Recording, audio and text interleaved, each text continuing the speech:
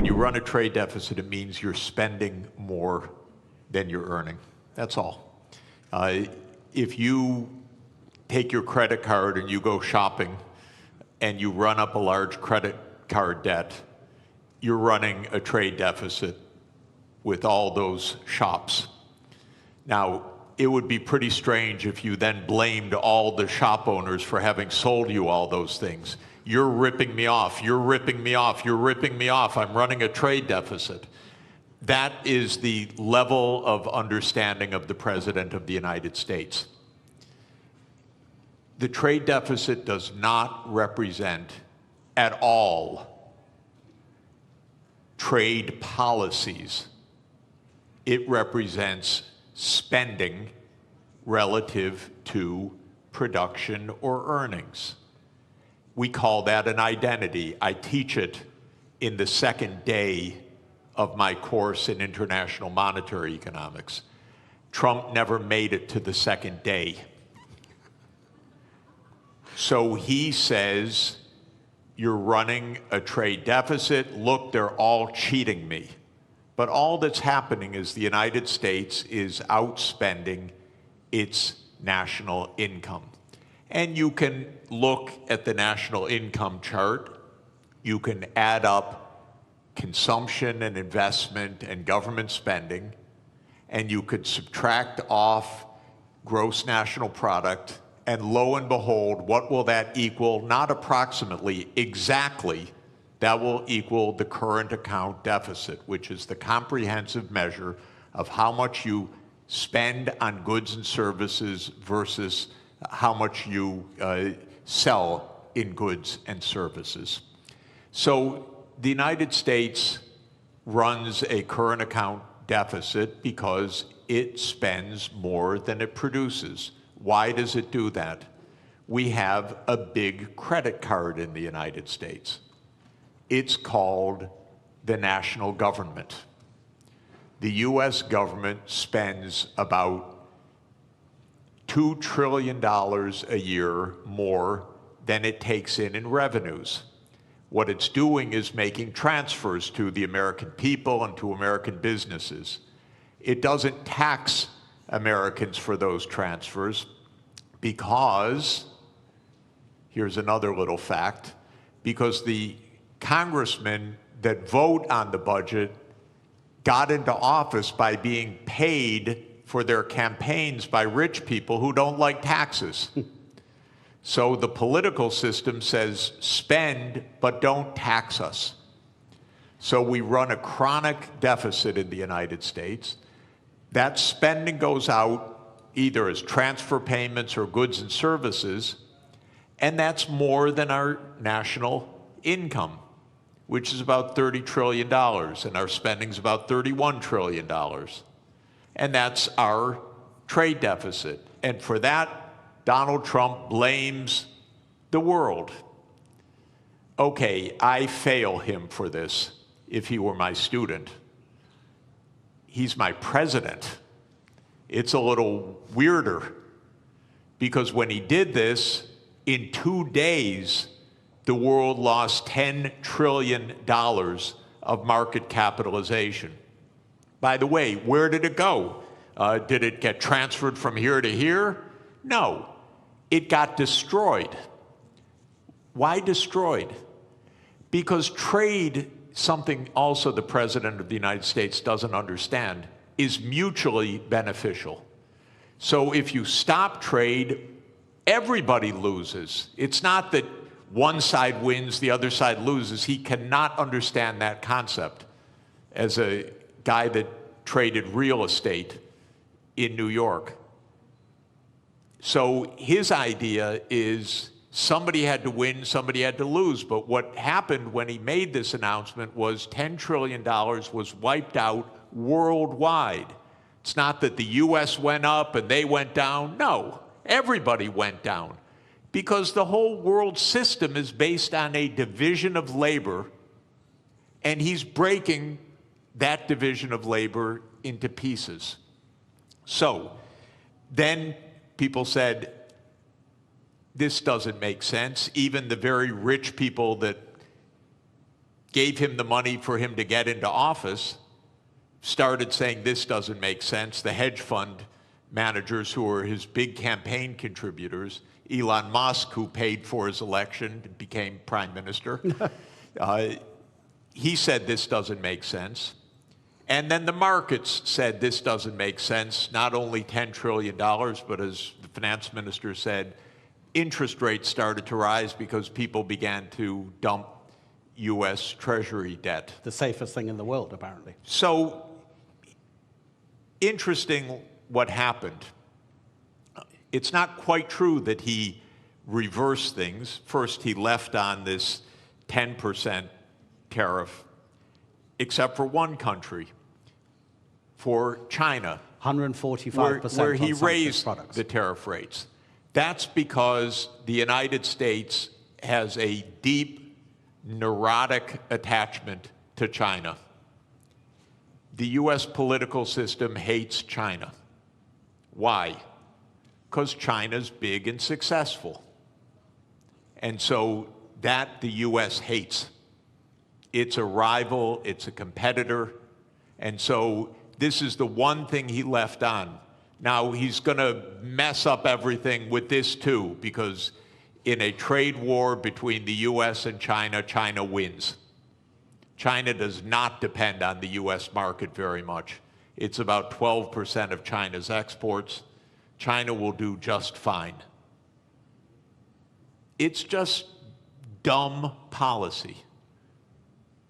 There's no more, sorry to say it, there's just no more explanation to this than that. It makes no sense. Now, it raises, if I could, just one last point. How can this happen when it makes no sense? And that, people should understand, we are in one-person rule in the United States. Our political system is in a state of collapse. What President Trump did is an emergency decree. Everything he does is an emergency decree. Literally, you can go on to whitehouse.gov and then follow the menu to executive decrees. And there are dozens of them. And each one starts the same way. With the powers invested in me as President of the United States, I hereby declare A, nonsense, B, nonsense, C, nonsense. Because he's king. Those powers are not invested in the President of the United States. They're invested in the Congress. You read Article 1, Section 8 of our Constitution. It says that all duties originate with the Congress. And specifically in the lower house, all legislation has to start in the House of Representatives. But the U.S., starting in 1945 after World War II, became a military state to a large extent. And so it sprinkled in its legislation emergency, emergency, emergency. And Trump doesn't have to prove anything's an emergency, he just has to say something's an emergency. So suddenly the trade deficit became an emergency, and on that basis he issues a one-person rule. Even his aides don't know what he's doing. You raise one final interesting issue, which is that the market recovered about $4 trillion when he reversed. Anyone who knew that 5 minutes before made billions. This is not the cleanest government in the world, I can tell you. I'd be hugely surprised if some people didn't know just a bit ahead of time, starting with members of the U.S. Congress, by the way. Look, we'll get into the more general issues about protectionism and the end of globalization, question mark, in a minute. But I think what's happening and the directives coming from the White House is such a perfect example of what this panel is about. I'd just like to stay on this just for a few more minutes. Minister, is protectionism always a short-term aim, and does it always come at the expense of the longer-term gain? Donald Trump hasn't said it in public, but apparently in private, during his first term, he was asked about the problem of the US national debt. And his answer was, I don't care because I'll be dead by the time it's a problem. And apparently that's also his approach to the climate crisis. So is this protectionism coming from the White House a short-term fix which is going to hurt America in the longer term in terms of how it grows? It's not a fix. It's apparently a quick fix, but it's fundamentally flawed, as Professor has very clearly stated. Look, protectionism is nothing new. If you look at post-global financial crisis, the number of annual trade restrictions have gone up dramatically. In fact, like last year, there were over 3,200 trade restrictions. That is almost 11 times higher than what it was pre-global financial crisis. So this has been a trend, but what we have seen over the past week or two is clearly a new level. This goes beyond some protectionist measures, trade restrictions. This goes into something, an all-out trade war. So that's really worrisome, because if you go back, again, if you look at 20 years to global financial crisis, global annual trade growth was 2 times world real GDP growth rate. So in a way, trade was the engine of growth. Mm-hmm. Now that engine has been slow. So if you look at post-global financial crisis, global trade growth barely kept up with real GDP, global GDP growth. So that's no longer really one of the kind of like a strong engine. But I think the way things are now, if current state of affairs is sustained, we may end up actually protectionism dragging global growth. It is not only growth, it's really, there are many, additional fallouts from this type of policies. Absolutely, yeah. Yeah, so the answer to your question, this is not a fix. This is a fundamentally flawed, policy perspective.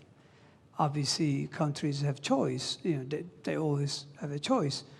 But we would rather, see world moving back to rule-based, multilateral framework, where everyone benefits. I think I agree with Professor. Over 1 billion people since 1990s have been lifted out of poverty, predominantly in Asia. I'm talking about absolute poverty here. And that's largely thanks to, trade and growth associated with that trade. So it is worrisome that we are now experimenting policies that may actually reverse some of these gains, which I think were very important. 1 billion people out of absolute poverty cannot be underestimated. It's quite significant. Now, admittedly, trade do cause geographic dislocations, but the solution is not protectionism. The solution lies more internal sound policies, structural remedies, but also you can deploy tax policy, incentives, and other things to address, dislocations in regions caused by, global trade openness. So it's not a level, but protectionism will create more inequalities. It will create bigger problems. Already you've got significant headwinds for global growth. Aging population, high global indebtedness, impending climate crisis. So protectionism is going to be yet another big blow to long-term growth outlook. And that's why growth is barely, sustained at 3%. I think the risk is that we will move to a new era where per capita GDP growth will almost disappear if we continue down this path. Really interesting what you say about protectionism having fallout in other sectors, and we will get onto that, about how it might affect cooperation on the climate crisis, global health, et cetera, But let's use one country as a particular example about how a nation can react to protectionism. So we have the US tariffs, which in 90 days will come into effect beyond the 10% that Donald Trump has placed. Let's take two rich countries. UK and Singapore will stay at 10%. Bangladesh and Botswana will both go up to 37%. Laos will be 48%. Syria will be 41%. Lesotho in southern Africa will be 50%. In 2023, the US exported to Lesotho $7.33 million worth of goods. Lesotho in that same year exported to the United States $228 million. The US GDP per capita in 2023 was $82.8 thousand per person. In Lesotho, it was $916. Gentlemen, how does a country like Lesotho deal with the protectionism coming from the US? Minister? Well, look, protectionism is an external shock, meaning it's not a decision by, the counterparty. It's essentially, so how do you deal with it? I guess you focus on regional integration, as an antidote of protectionism. So regional connectivity, regional integration would be one way forward. So, instead of globalization on a big scale, you focus on how you can deepen and broaden your ties with your immediate neighborhood or countries that are still willing to entertain rule-based trade. So I think that's the only way. Again, this is a major shock for many countries. I think global supply chains are going to suffer. This will lead to, already, I think the risk is that capital will be misallocated. Take us, take Turkey, for example. We are the world's second largest of white goods exporter. We need chips, basic ones, nothing sophisticated. We're not talking about 4 nanometers. We're talking about 30, 40, 70 nanometers. If we're worried that countries are not going to supply that, even though it may not be the most efficient way, we may have to go into a very large capex to see if we could produce them. We are good at something. Other countries are better at something. So we would rather trade. And this is a very simple, economics, theory. Everybody benefits. So I don't think, X country or Y country, there's not much they can do except to look at, ways in which they could mitigate the fallout from not being able to sell goods to the United States. But Professor, that takes a long time to arrange because, of course, the shock is immediate. You can't make deals that quickly, can you? I think the particular tariff rates that Trump announced last week that led to that financial bloodbath are not going to come back. So I don't think we're going to hear again about those numbers after 90 days. 90 days in US time now is infinity. It's eternity. We'll never hear those numbers again. Where did those numbers come from? Something, again, so stupid you can't believe that any country would do this. But the idea is the following. As I said, if you want to know what your trade balance is, you earn some income, so you sell some services to somebody, and you buy things. And if you spend what you earn, you're in trade balance. Technically, you're in current account balance. Now, most of us, I work for one employer, my university. So I run a big trade surplus with my university. And then I run a pretty big trade deficit with the grocery store that we buy our groceries from. And if I have to buy shoes, I run a trade deficit with the shoe store and so forth. Trump's idea, just to add to the craziness of it, is that you should run a trade balance with everybody, not an overall trade balance, but a trade balance with everybody. So you should sell a little bit, you should work a little bit for your shoe store, you should work a little bit for your grocery store, you should go around anytime you want to shop, you trade something. I'll write you an essay if you'll sell me shoes. And you make your living somehow trying to balance your trade with all of your counterparts. Well, this is insane. This is why we have a market economy. You don't have to have balance with every transaction that you do with somebody. But what Trump said was, oh, Lesotho, they sell us more than we buy from them. So they're cheating us. That's literally what he said. Literally what he said. Okay, is it completely delusional or rhetoric? It's delusional, okay? Just so you know. It's weird. But anyway, now, then he calculated a formula. Okay, Lesotho, we have to tax them by the amount to reduce the imports from them so that we have balance with Lesotho. And then they made some absolutely stupid formula that you would not accept in a first year, third week class. It came out of the US Trade Representative's office. They probably were told, do it overnight, the boss wants it. And then they came up with a list of tariffs, country by country, based on the bilateral trade balance. You cannot make this stuff up. This is not it used to be not a Mickey Mouse country, my country. But this is Mickey Mouse. This is not, and I'm sorry, I apologize to Mickey Mouse.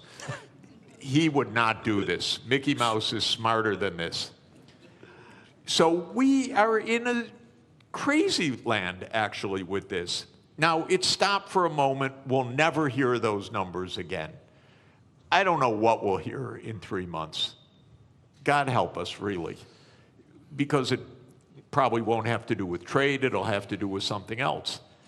But we can't normalize this as what's the rationale, how to negotiate, what to do. Of course, 60 countries immediately said, we'll rebalance with you. And the President of the United States literally used the language I'm about to use. I'm quoting him because otherwise I would never say this. He said, 60 countries are coming to kiss my ass. He said that in a public speech, the President of the United States. So this is, I'm sorry, I apologize. No, but it's presidential language. Yeah. Okay? I'm only speaking at high political terms. So we cannot normalize this. We have to say no. We didn't spend 100 years on 200 years, 207 years since David Ricardo put forward the idea of comparative advantage, okay? And we have been building the trade system since the ruins of World War II for 80 years. And we have been building the World Trade Organization, which the US led the creation of, I think it's fair to say, for 31 years. This should not be normalized to try to figure out what is the theory of this. And it's a more fundamental point, ladies and gentlemen. The United States is a rogue nation right now on many things, not just on trade, but on making Gaza into the US Riviera, on whatever it wants to say. It's a little bit of a rogue nation. For the world to hold together, the rest of the world has to say, we're not going down crazy lane. We're going to be responsible. We're going to go to the UN, we're going to go to the World Trade Organization. We're not going to get into this downward spiral. Because if we normalize craziness, there is no way out. You mentioned Mickey Mouse, but there's a kind of a theme here from Bloomberg, the news agency. These are its headlines in the morning and the afternoon of Tuesday, Wednesday, and Thursday. Tuesday morning, this is madness. In the afternoon, a clown show. On Wednesday, stocks keep falling. In the afternoon, could have been worse. Thursday morning, assessing the damage. Thursday afternoon, Trump blinks.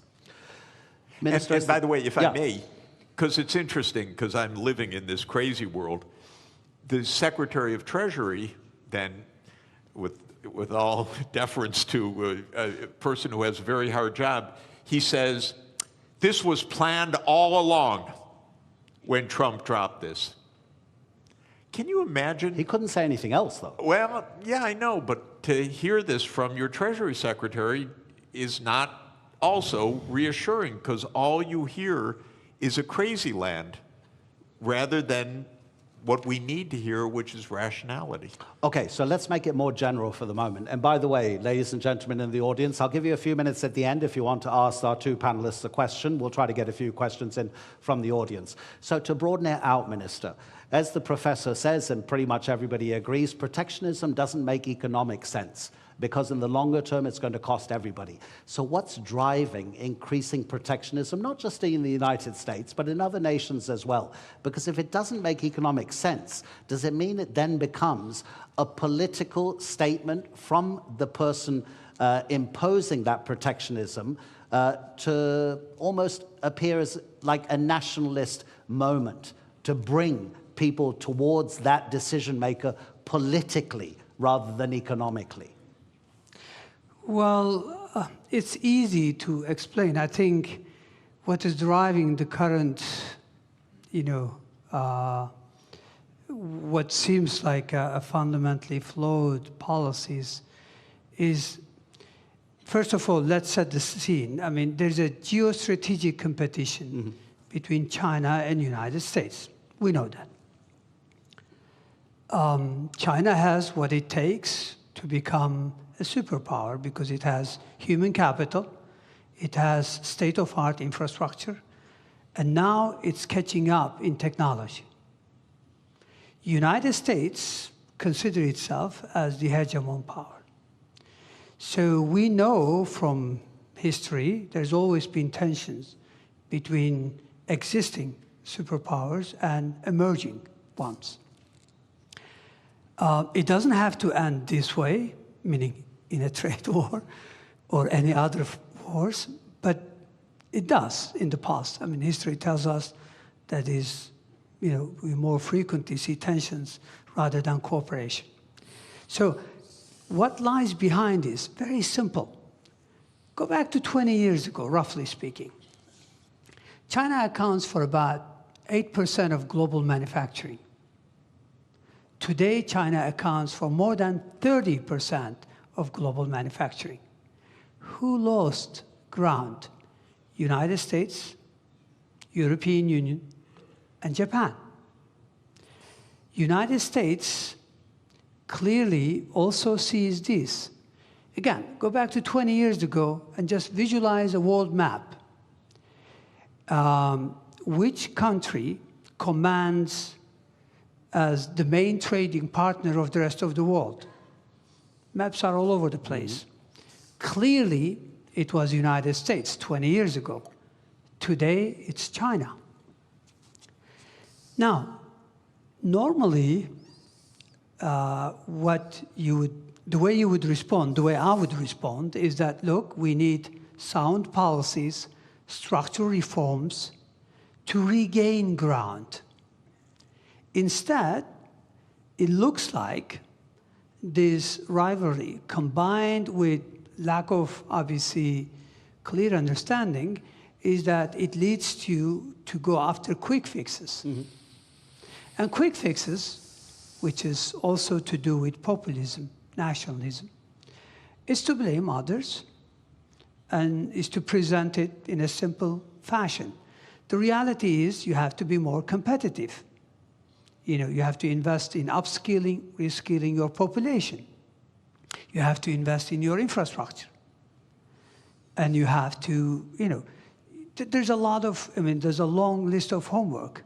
But those are politically difficult to deliver. They take time, and they're difficult. So structural policy has been lacking in most countries.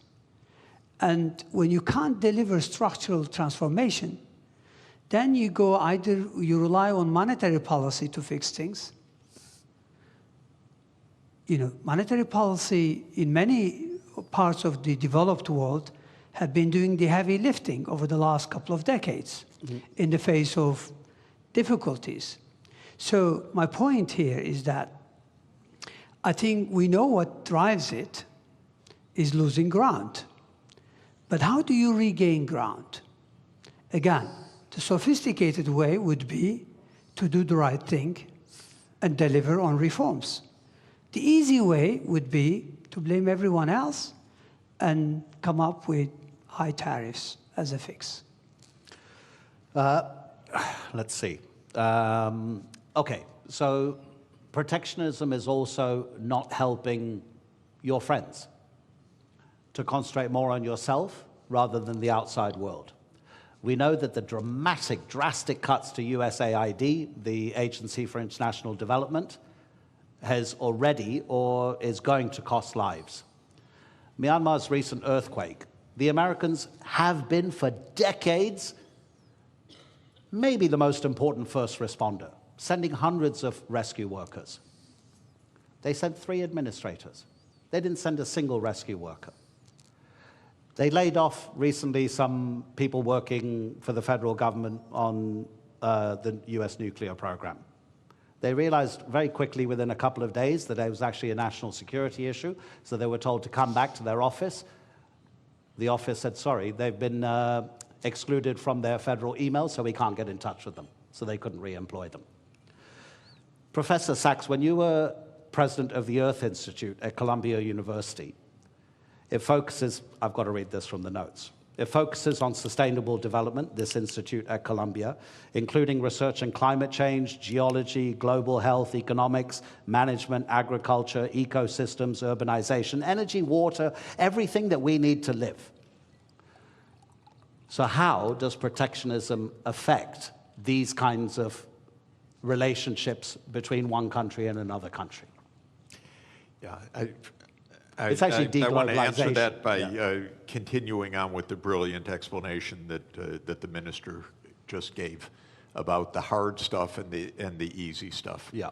So just to say, in American politics, the swing states in the presidential elections in the last 3 elections in particular have been the Midwestern states. So those are states like Michigan, Indiana, Illinois, Ohio, Pennsylvania, Wisconsin, Minnesota. These are states that can go either way. And those states did suffer a decline of employment in manufacturing, not only or even mainly because of trade, but also heavily because of automation over the last 40 years.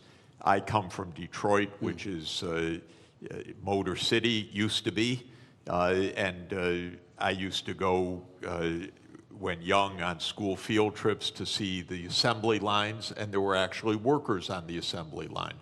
But now if you go to an automotive plant, it's all robots, very, very few people inside. That's not because the jobs went overseas. In that case, that's because the assembly line itself became an automated phenomenon. So Trump is giving an answer to those swing states. It's China's fault. It's Mexico's fault. It's Lesotho's fault.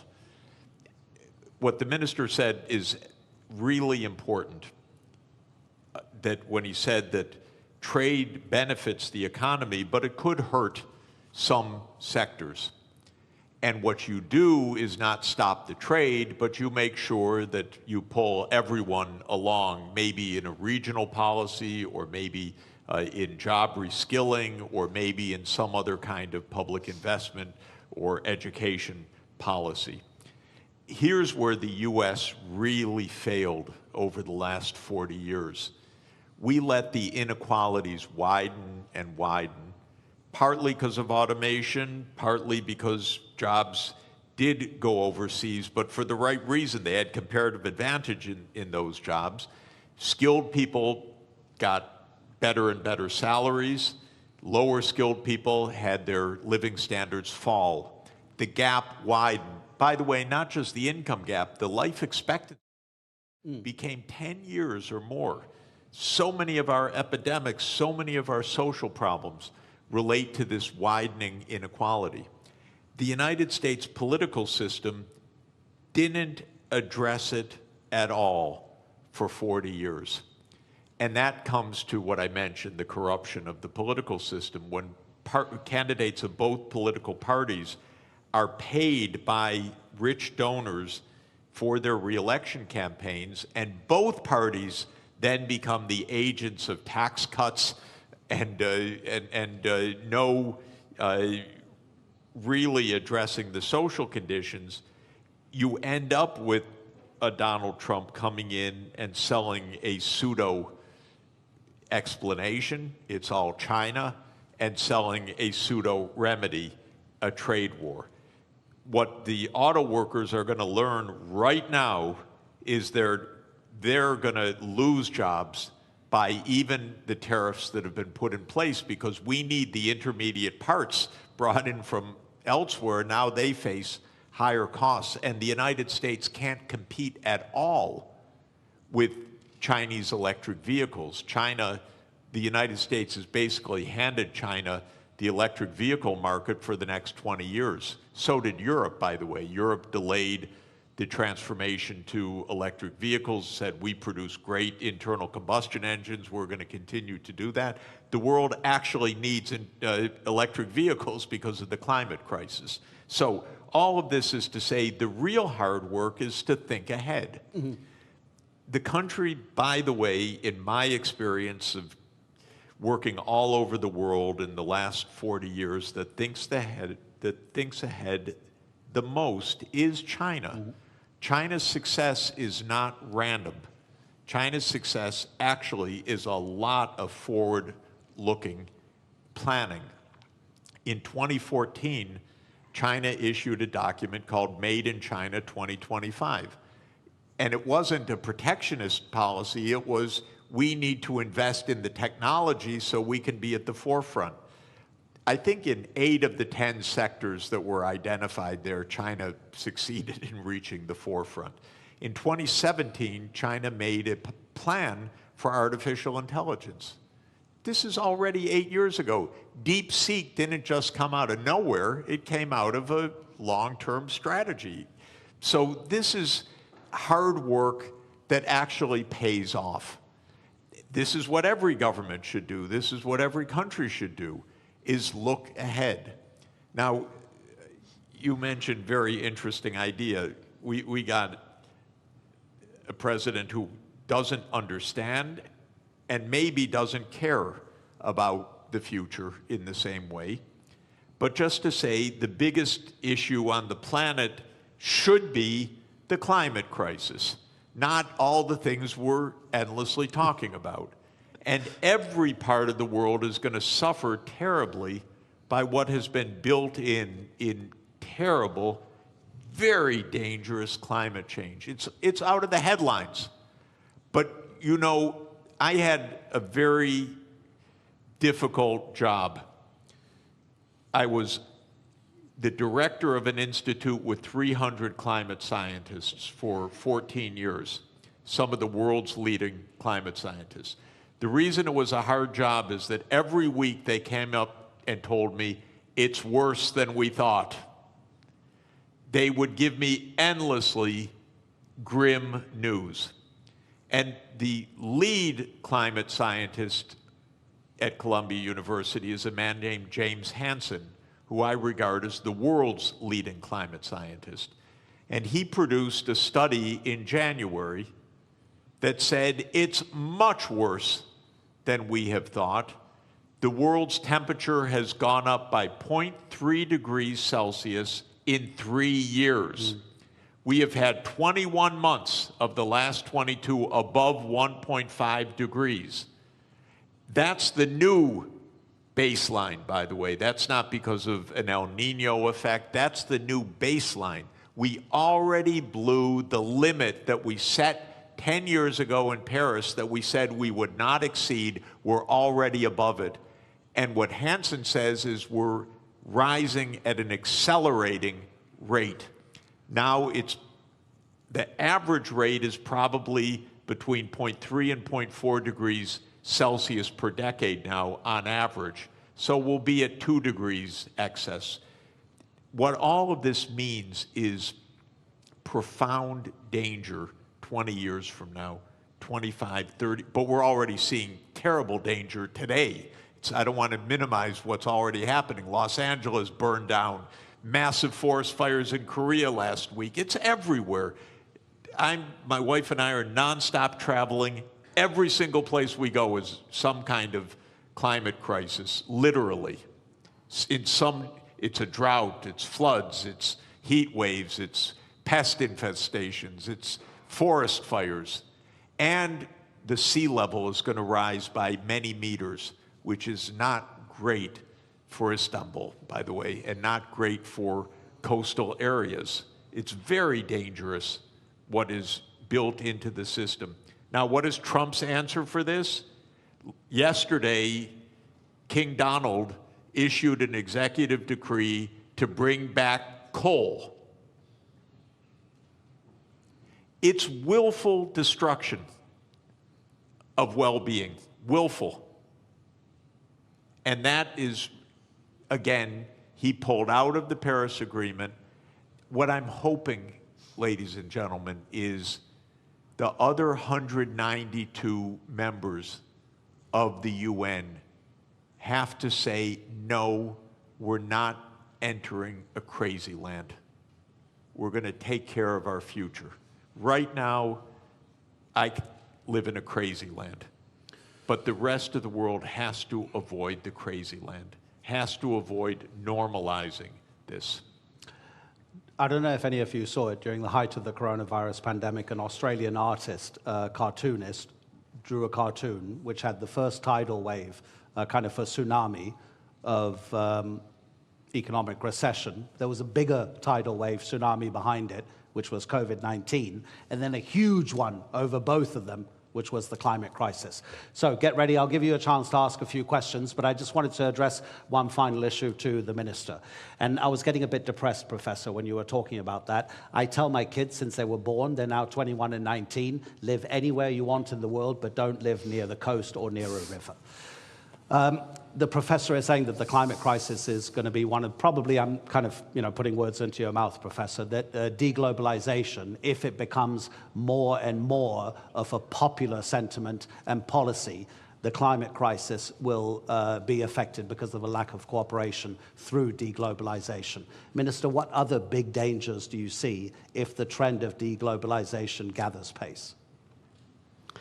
Well, as I mentioned earlier, in addition to the impending climate crisis, which could have a devastating impact on the future of humanity, I think we are faced with significant headwinds that already exist, but some of them could become more complicated. One of them is high global indebtedness. Mm-hmm. If protectionism clearly goes the way it is today, meaning if we really go into these trade wars, and if this leads to higher inflation, even for a couple of years, if that's the case, then that means long-term interest rates are likely to rise.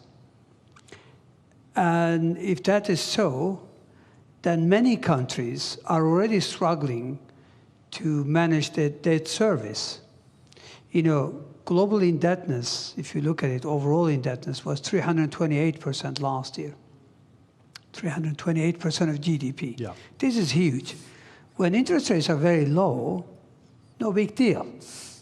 But when rates go up, clearly that's a big issue. I mean, look at the Turkish scene. Yes, we've had a, domestic, domestic issue that led to some market turbulence. But what happened post-April 2, CDS have gone through the roof. CDS are country risk premium. Our external bond yields, 10-year, 5-year, they all gone up significantly on the back of these tariffs. I think there are already many countries, according to UN, that pay more on interest on that than what they are able to earmark for education and healthcare combined. So I think we already have issues such as indebtedness that the current trend could exacerbate. Aging population already could create huge constraints on public finances going forward. So those are some of the additional headwinds that exist that could actually serve as speed limit or a drag on growth. So I think the world, and I agree with Professor that the world has to, rather than going down this path, we need to cooperate more. We need to work more closely on climate change, on how to address other problems, because protectionism will also lead to probably global inequalities. If you don't allow AI chips to be freely available to everyone, clearly that's a big issue, because then many countries will be left behind in terms of tapping this AI that has immense potential to boost productivity. Protectionism is not limited to trade of goods and services. It's now associated with financial flows, with diffusion of technologies through FDI. So clearly, I think we'll be worse off unless we cooperate, unless we return to multilateralism. But sadly, right now, it's all about shift to minilateralism. A few countries getting together, but that's not enough. I think issues are too big for few countries to address. I think the rest of the world should come together. So yes, there are significant challenges. When you mentioned aging population, I have a good example from Europe, that only 2 countries on the entire continent are having enough babies to sustain their population level. That's Ireland and Portugal. So you imagine the pressure on the taxation system and the spending on those other countries that are not sustaining their population levels and are just getting older and older and older. Okay, let me look at the back as well if anybody has any questions. We've got about 7 minutes left. And please, make it a question, not a lecture, because if it's a lecture, I'll have to stop you. Gentleman over there and gentleman over here. Okay, please introduce, there's a microphone. Thank you very much. Doesn't work? Yeah, it does work. Okay, thank you very much. I have a question for Mr. Jeffery Sachs. My name is Sarp Sinan Acar, and I'm from Harici News. So you mentioned that we shouldn't look for a rationale behind the actions of Donald Trump, but just to be a devil's advocate, I just want to understand their point of view, which they mention, yes, trade deficit and the national debt of the United States, but also they mention the hard industries that left United States back in the day. So what I'm trying to understand is, if United States gets into a confrontation with global powers such as China or Russia or any other state, maybe even Europe one day, is it wrong for them to want their hard industries back, and this is their rationale to put these tariffs on? Because Donald Trump mentioned that we are buying cars from Canada that we could have been producing before. So is there a rationale behind, at least on the hard industry part? Okay, thank you. Yeah, you know, in trade theory or trade concept, there is the national security rationale.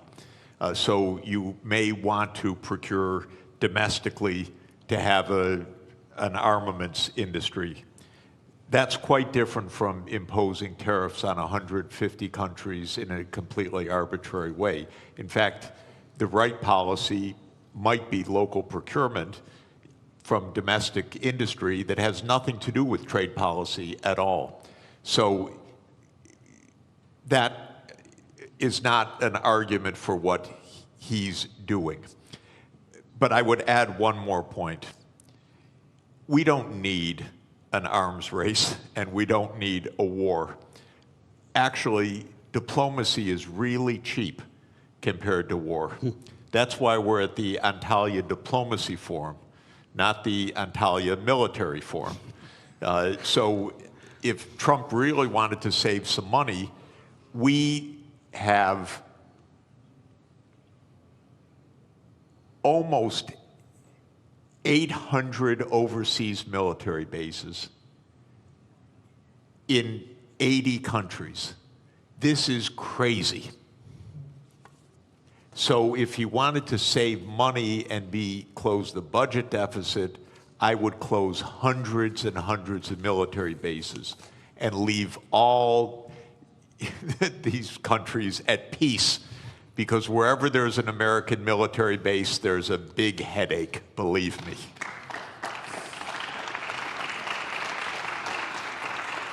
Sir, okay, is your question to the finance minister? Is your question to the finance minister or to the professor? Because I want to even things up. I would come back to you if it was for the professor, but if you, okay, let's address it to the finance minister.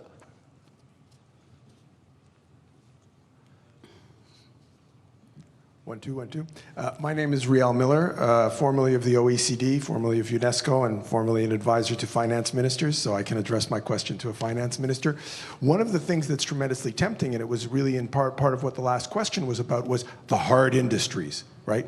So now let's go back to being an extractive economy. Coal mining, you know, in Canada, I'm Canadian originally, beaver skins, right, that we sent over. So resources, right? Now, we have seen in the past, historically, when there was a move from natural resources to manufacturing, it was quite difficult for the society and the politics to change, because the oligarchs of resources were not the oligarchs of manufacturing. So I have a question which relates to the historical context we're in. What if we're moving to intangible economies?